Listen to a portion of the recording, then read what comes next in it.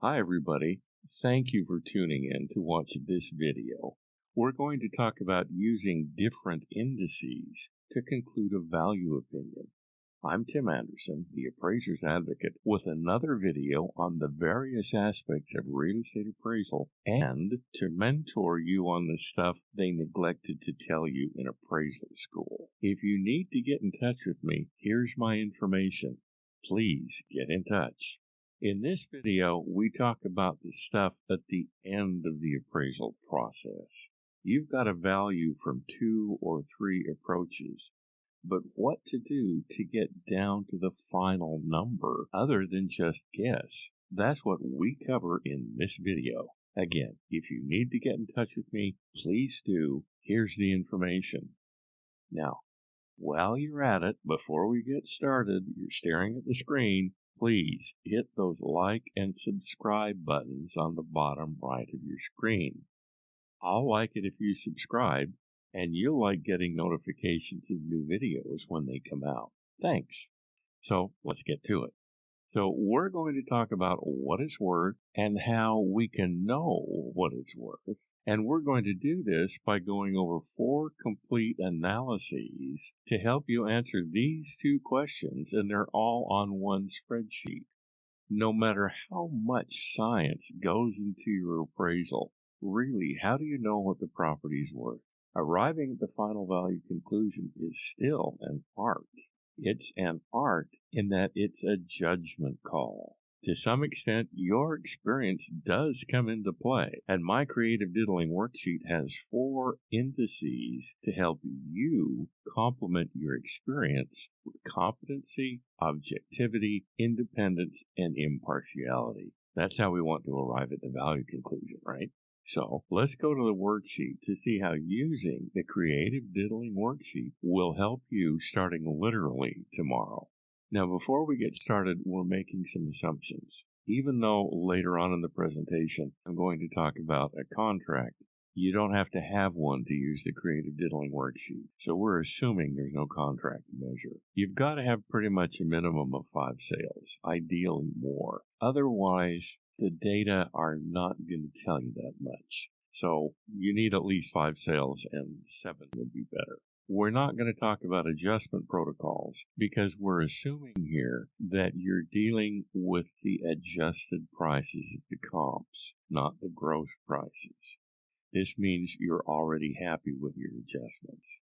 You've done the cost and income approaches if you're going to do them. You've got value indications from them, and we're going to use them as a check and a balance more than we're going to use them as true value indications. And finally, we're assuming you understand the boundary values. And by that, what I mean is when you come up with a range of values via the sales comparison approach, those are the boundaries. The value via the sales comparison approach has to fall within those boundaries. And then the values by the 2 or the 3 approaches that you use form boundaries. In other words, the final value opinion has to be someplace between the sales comparison, the cost, and the income. It can't be outside of that range. So that's what we mean by boundary values.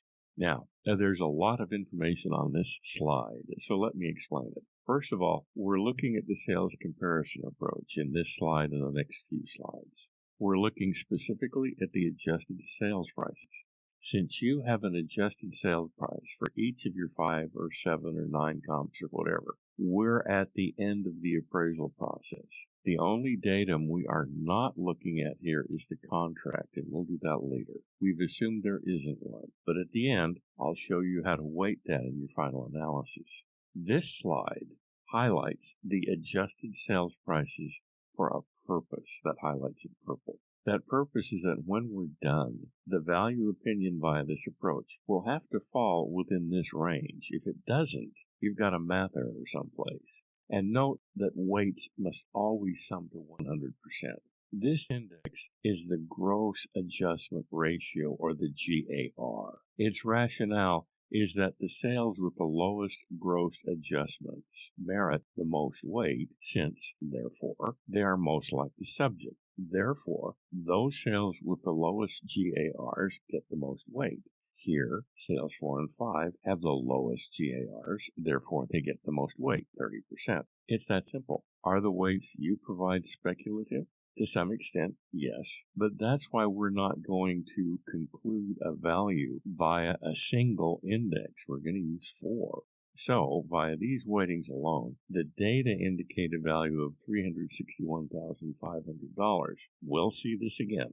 The next index, which is the physical proximity to the subject index, has its brilliance in the theory that the comparable sales closest to the subject merit the greatest weight. The rationale behind this is the closer they are to the subject physically, the market influences on the subject are the same on the comps, too. In this case, sale number 3 is the furthest away, thus merits the least weight. Again, the weights are your judgment call. Via this index, the subject's indicated value is $361,250. But we're not done yet because we have more indices, so hang in there. This is the ranking index, ranking analysis. This is subjective. I'm willing to concede that point. But it gives you a chance to express your conclusions on the subject property as a whole rather than trying to isolate individual differences. Now, we're not looking for adjustments here. We're dealing again with your final adjusted sales prices. We're comparing property to property rather than property aspect to property aspect. In this case, comparable sale number 5 has a ranking of 1, meaning your conclusion is that of all the differences there are, sale number 5 is the most similar to the subject, while 3 with a 5 is the least like the subject, and this indicates a value of $361,250. Now we're looking at recency of sale. What this says is sale number 1 closed escrow 12 months ago, thus it received the least weight, in this case 5%. Sale number 4 is pending as of the effective date of the appraisal, so it receives the most weight, but not a majority. If you think a pending sale, since it has not closed yet, should not be on this grid, then don't include it or give it less weight. That's part of your scope of work, part of your judgment call. And remember, you design your scope of work, not the client, not the AMC, not the form. You do. This index suggests a value of $361,000. Now, if we did have a contract, or I should say if you had a contract, this would be the 5th index to weight it as you consider to be appropriate. Now, relative to contract, relative to a contract on the property, or listings, etc., you want to see SR 1-4A, 1-5A, 1-6A, 2-1A, 2-2A, 10, 3, and 5, and then SR 2-3. Now, what you're looking at here is the weighting you're going to give to the 4 analyses. After coming up with a value via each of the indices, it's time to conclude a value via the sales comparison approach itself. What this says is that you like the GAR analysis and proximity analysis more than ranking analysis and recency analysis. But again, that's your call. You can weight these as you choose. Part of your scope of work is to weight these indices as you conclude the market would weight them in any particular assignment. It's also important to explain to the client why you chose those weights. This value is $361,288. Obviously, we haven't rounded yet, but we're going to. Now, if you were going to include the contract price, and this is totally arbitrary here, it's $371,200. This is where you do it. Now, on this particular slide, it shows 0 weight. You chose to give the contract no weight. Okay, that's your judgment call. When we started this video, we just assumed there was no contract, since not every appraisal assignment comes with a contract for sale and purchase attached to it. In this instance, the contract price is above the range of the other indices. However, you may choose to give it no weight. You may choose to weight it. This index, without the contract price, indicates a value of $363,409. Again, that's to be rounded as you choose, but let's suppose you chose to give it 30% weight. If this is what you chose, then the value summary of the indices would indicate $365,474. again, to be rounded as you choose. If you chose 10%, in that case, the market data would indicate a value of $364,098, again, to be rounded as you chose. So what about rounding? That's your call. There's no way around that. You like to round up, round down, go ahead. The point is, in a hot market, maybe you're going to round up. In a cold market, you're going to round down. In a stable market, maybe you're going to round to the nearest $500. Again, your call. So we've got $364,098. We've talked about the individual weights. We didn't give any weight to the income approach, which is common. So you're looking at 364,098, which you may want to round to 365. That's your choice. You need this worksheet in order to go through these separate analyses.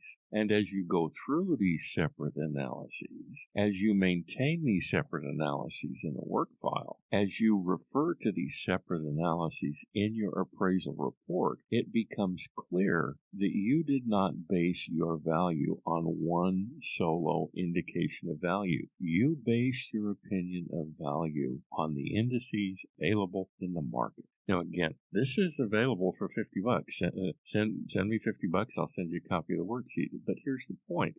For $200, not only will you get a copy of the worksheet, but we'll sit down one-on-one via Zoom for an hour, and I'll show you this part of the creative diddling worksheet as well as more. And remember, for $200, this is something you're going to be able to use literally for the rest of your life. And because it helps you avoid the appearance of bias, it's going to help you stay out of the clutches of your state appraisal board. So we know what the property's worth. And now we know how to get to that point. Yes, there's art involved, but there's also the science of measuring the indices. So there's science there as well. Now, I'm Tim Andersen. Get in touch with me at tim@theappraisersadvocate.com. And remember, please hit those like and subscribe buttons. There'll be more videos, too, on various aspects of real estate appraisal. I look forward to working with you. Thank you for taking the time to listen. Feel free to share this with your friends. Link it to your website if you'd like. Be thoughtful, be kind, and above all, be safe and well. Thank you. Until the next time, we'll be in touch. Bye-bye.